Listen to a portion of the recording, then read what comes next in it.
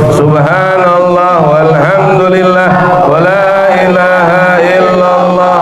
Allahu akbar. Subhanallah walhamdulillah wa la ilaha illallah.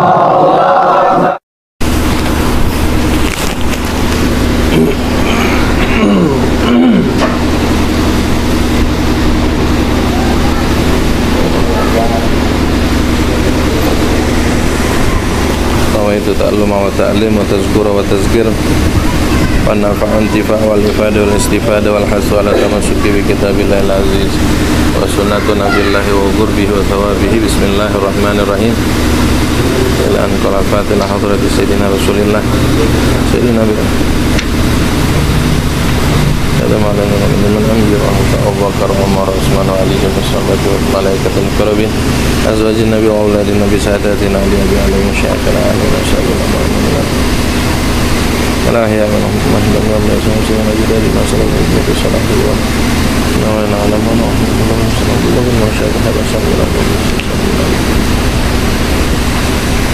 ala hadiniya wa likunubin salih wa alam Allah minannya wa ala hadratin Nabi Muhammad sallallahu alaihi wasallam bisiril Fatihah.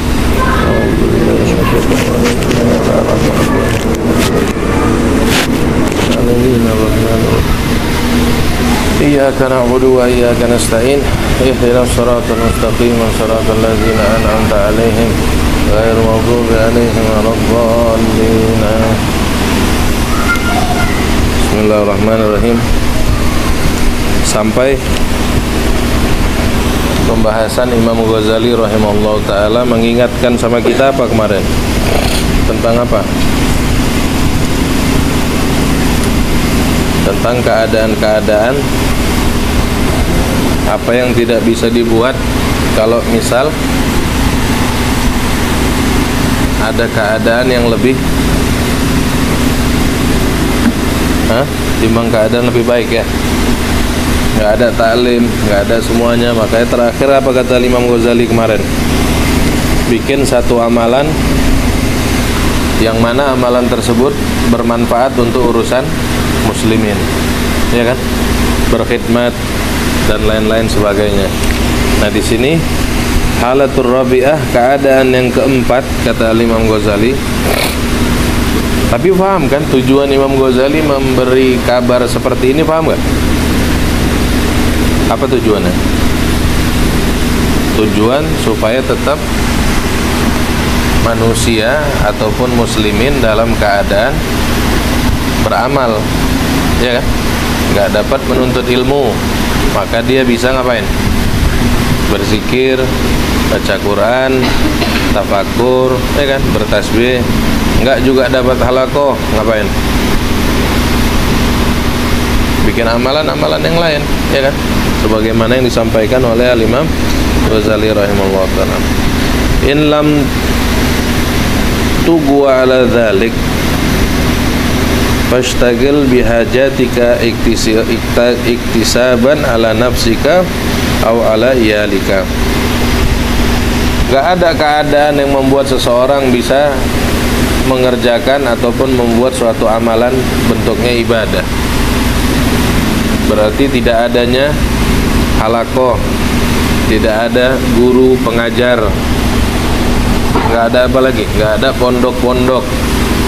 Maka apa yang dibuat sama orang-orang tersebut di dalam kesehariannya?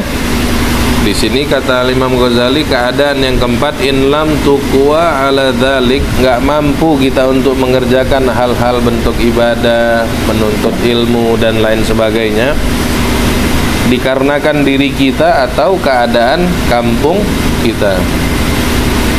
Fashtagil bihajatika, maka cari kerjaan-kerjaan yang nyambung sama urusan kepribadian kita. Cari kerjaan. Kalau dia biasanya bersawah, ya sawah. Kalau biasanya berkebun, berkebun. Nah, biasanya nggak ada keadaan lain. Mau ngapa-ngapain dia nggak bisa. Pondok pesantren nggak ada, halaqah taklim nggak ada. Mau ngapain orang kayak begitu? Mengisi waktunya. Maka dia bikin keadaan-keadaan yang untuk menyibukkan dirinya. Apa mengisi waktunya? Mengisi waktunya di dalam keseharian. Seperti apa? Iktisaban ala nafsika, cari kerjaan untuk diri, au ala iyalika, atau cari rezeki untuk keluarga. Wa qad salimal muslimun minka wa aminu min lisanika wa yadik. Kalau misalnya dia nggak mampu untuk bisa mengerjakan kayak seperti halakoh, nuntut ilmu dan lain-lain sebagainya, maka apa yang dianjurkan sama Imam Ghazali itu keadaan kalau misalnya dia bekerja cari kesibukan urusan duniawi pun, baik untuk amal dirinya, untuk maslahat dirinya atau keluarganya, kata Imam Ghazali, orang tersebut salimal muslimun, telah selamat dari diri dia untuk lingkungan muslimin dan dari muslimin untuk dirinya, wa aminu min lisanika, dan aman daripada perkataan-perkataan dari lisan orang tersebut, wa yadika, dan begitu juga aman lingkungan muslimin daripada perbuatan orang tersebut. Paham maksudnya? Setidak-tidaknya kalau dia punya kesibukan di dalam keseharian, walaupun dia bukan bentuknya ibadah, tapi dia tidak mengerjakan kemaksiatan. Dia nggak bicarakan orang, dia nggak kerjain orang, usil, ngerti nggak? Usil. Manusia itu kan kebanyakan usil, udah nggak ada kerjaan, kerjain orang.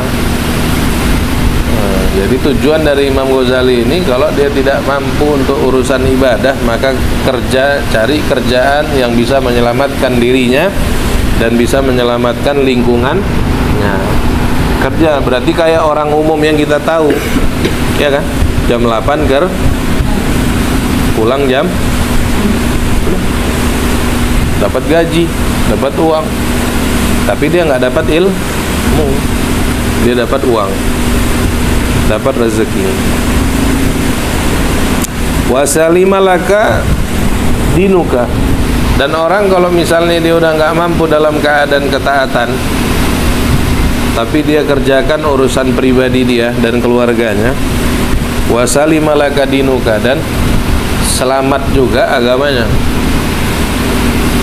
karena dia tidak mengerjakan hal-hal yang buruk setidaknya. Walam tartakib maksiyah, dan orang tersebut kalau punya jadwal dari jam 8 ke jam 8 kerjanya, berarti kan dia urusannya kerjaan kan, maka dia tidak mengerjakan kemaksiatan. Kalau orang nganggur, kemungkinan maksiat besar, ya kan? Tapi kalau dia kerja, masuk kantor jam 8, pulang jam 8, bisa ngerjakan kemaksiatan, mungkin relatif lebih selamat, karena ada kerjaan. Maksiat kan banyak. Maksiat bisa dikerjakan atau ditimbulkan oleh mata, maksiat bisa ditimbulkan oleh pendengaran, maksiat bisa ditimbulkan oleh perkataan, perbuatan, dan lain-lain sebagainya. Nah, maksud tujuan dari Al-Imam Ghazali kalau mentertibkan waktu di dalam keseharian pada subuh tersebut sampai mau malam, kalau dia selamat dari hal-hal yang nganggur, maka lebih selamat dirinya dari mengerjakan kemaksiatan. Fatana lebih dalika darajatul ashabil yamin. Nah, kalau misalnya orang terkondisikan seperti yang kita ceritakan ini, insya Allah orang tersebut masih tergolong daripada orang-orang yang selamat. Masih selamat kan? Dia nggak taklim, nggak ngaji, nggak zikiran, pokoknya nggak ada amal ibadah kecuali yang wajib. Tapi dia menjaga dirinya untuk tidak lalai, untuk tidak menjadikan hal-hal tersebut sesuatu bentuk daripada kemaksiatan. Masih selamat orang tersebut. In lam takun min ahli turaqi ila maqamatis sabiqin fa hadza aqallid darajah fi maqamid din. Kalau nggak bisa kita mendapatkan darajat-darajat yang tinggi sebagaimana orang-orang yang terdahulu, ya kan? Orang-orang terdahulu darajatnya tinggi nggak? Tinggi nggak? Semakin dulu as-salafun saleh semakin soleh, semakin takwa, semakin ibadahnya banyak. Kalau nggak bisa mendapatkan sebagaimana darajat-darajat orang-orang yang terdahulu, maka Fahadha agolad darajah, kerjakan seperti yang barusan dikatakan Al-Imam Ghazali, itu serendah-rendah daripada darajat fi maqamatid, di dalam kedudukan di dalam agama. Wa ma ba'da hadza fa huwa min rati syaitan. Kalau dia nggak bisa ngerapikan dirinya dalam keadaan seperti ini, kerjaan nggak ada, ibadah nggak ada, orang itu tersebut apa berarti? Bagian daripada antek-antek setan. Benar kan? Kalau orang udah nganggur ngapain kira-kira? Yang kita tahu di sini, kalau misalnya nganggur orang ngapain? Duduk-duduk, ya kan? Habis tuh cerita-cerita, habis tuh macam-macam kan? Jadinya kan? Kalau dia tidak punya tartib. Tapi kalau misalnya dia punya tartib, ada nggak kira-kira peluang untuk bisa mengerjakan sesuatu hal yang buruk? Sedikit, karena punya tartib. Dari subuh ke zuhur dia ada tartib, dari zuhur ke asar dia ada tartib, dari asar ke maghrib dia ada dari maghrib ke isya dia punya tartib juga. Kapan mau maksiat? Ngerti maksudnya?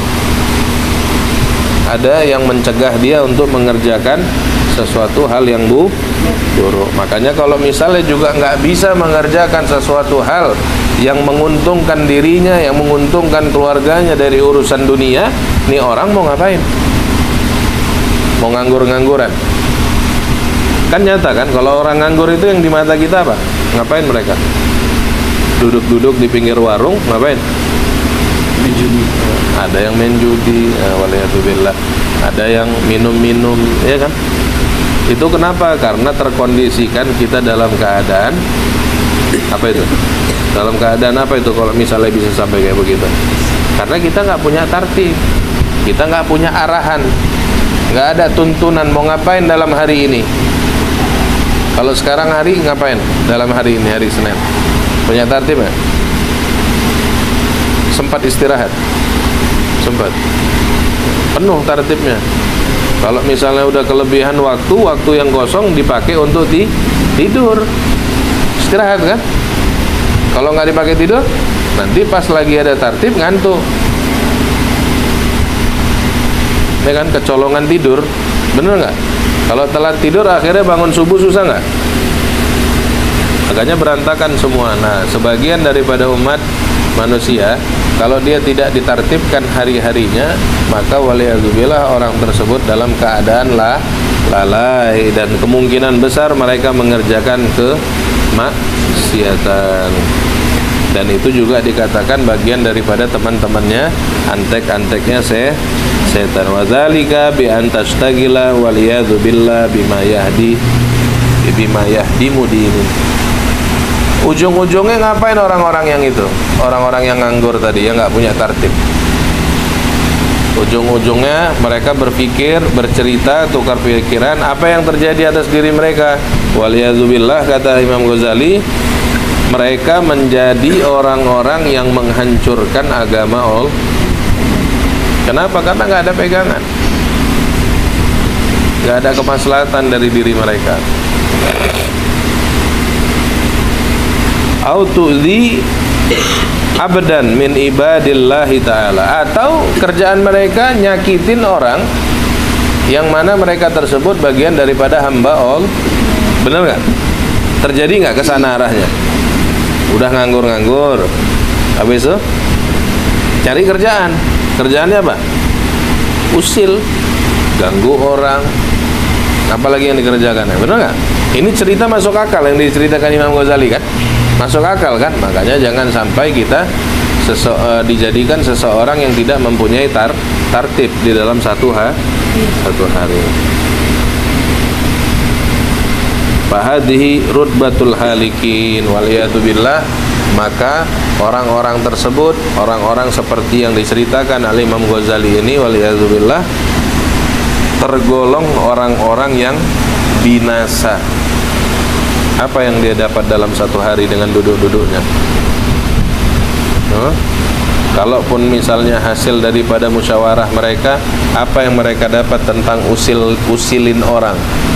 Ujung-ujung dia dibenci sama orang, dijauhi sama, apa dikatakan?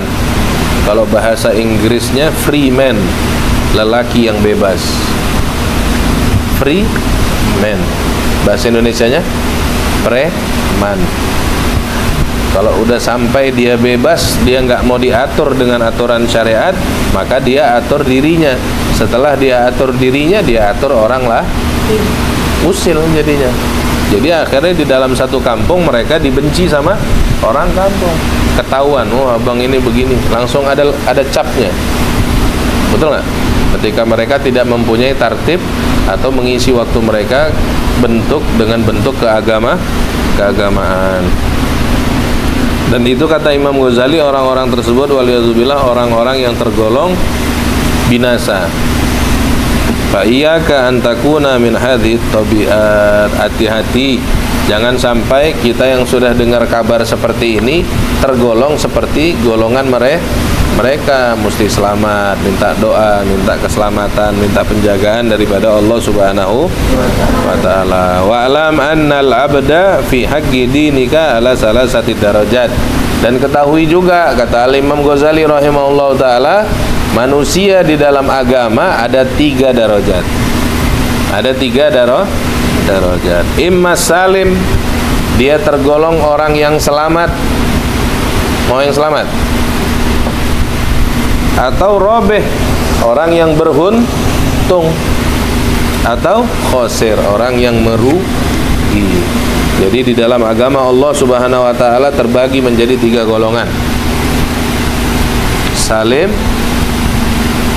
beruntung, atau merugi. Salim itu selamat. Robeh itu orang yang beruntung. Yang terakhir adalah khosir. Khosir itu adalah waliyadzubillah orang yang merugi. Apa salim? Apa orang yang selamat? Definisinya, kalau kita mau dikatakan seseorang yang selamat menjadi umat Nabi Muhammad SAW, wa huwal muktasiru ala ada'il fardi wa tarkil ma'asi.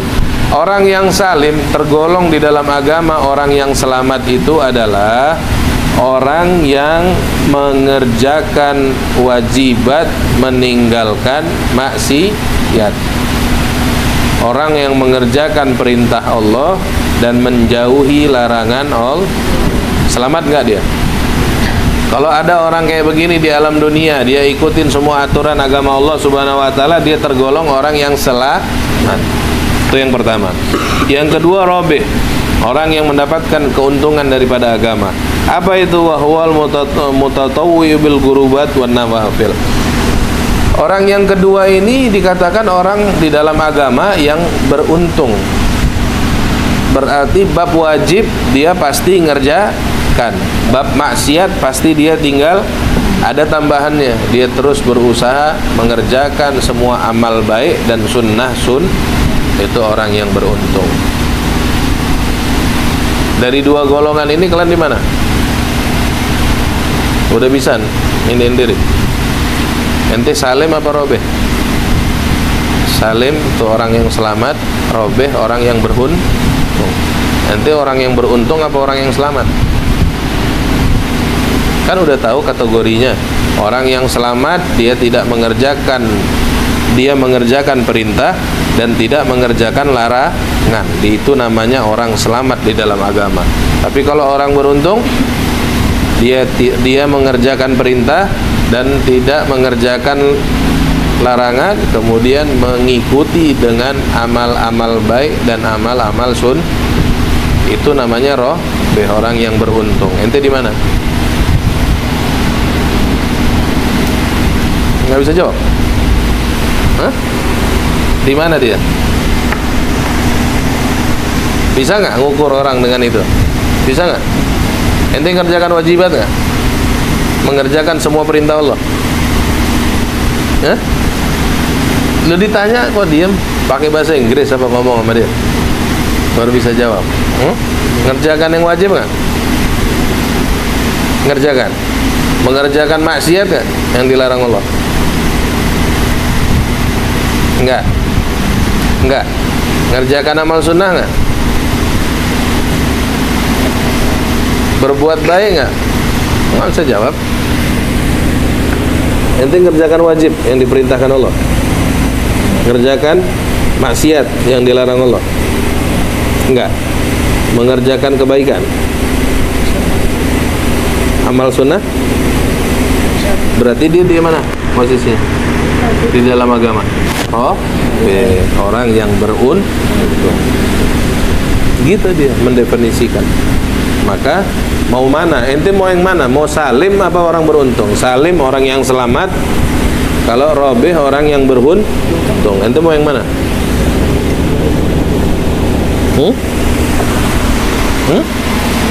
Beruntung. Maka kerjakan apa yang diminta sama syariat. Wa khosir. Apa itu khosir? Orang yang merugi. Wa huwal mugossiru anil lawazim. Orang yang khosir, orang yang merugi, dia enggak mengerjakan semua perintah Allah Subhanahu wa ta'ala dan mengerjakan larangan Allah. Jadi dia tidak mengerjakan semua perintah Allah dan mengerjakan daripada larangan Allah. Waliyadzubillah. Fa in lam taqdir an takuna rabihan. Apabila kita enggak mampu bisa menjadi orang yang beruntung, kata Imam Ghazali, fajtahid, maka usahakan diri kita antakuna saliman, mudah-mudahan tergolong menjadi salim. Nggak bisa beruntung, jangan ngerjakan maksiat, tapi kerjakan kewajiban supaya kita tergolong orang yang selamat. Wa iyyaka tsumma iyyaka an takuna khosiron. Hati-hati tergolong di alam dunia ini, tergolong sebagai umat Nabi Muhammad SAW di golongan yang ketiga adalah orang yang perintah Allah dia nggak kerjakan, waliyazubillah larangan Allah dia kerja. Nah, 3 golongan di dalam agama Allah Subhanahu wa ta'ala. Pilih nomor 1, pilih nomor 2. Rezeki dikasih nomor 2. Kalau tidak, hati-hati jangan sampai nomor 3. Mudah-mudahan selamat, kita bisa menjalankan kehidupan di alam dunia ini sesuai dengan tuntunan daripada syariat agama Allah Subhanahu wa ta'ala. Semoga kita selamat, apalagi bisa dikategorikan beruntung. Istiqomah, jaga diri, jaga lingkungan, ingatkan teman. Ya, jangan ngelamun aja, ingetin teman. Kalau salah bilang, "Bang, salah, Dek, salah." Yang benar seperti ini. Wallahu a'lam bishawab. Ya Rabbana tarafana bi annana tarafana annana syarafana lallahu asyafna fatubaina taubatan tasilhulla taubatan sullana awratillah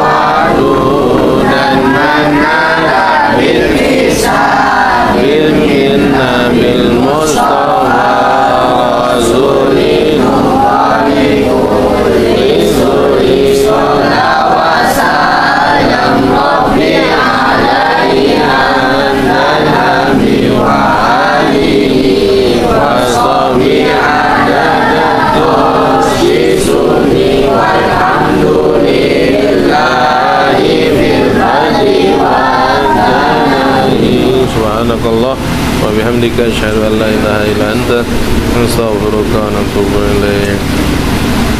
Main lagi deh sana, main bola lagi.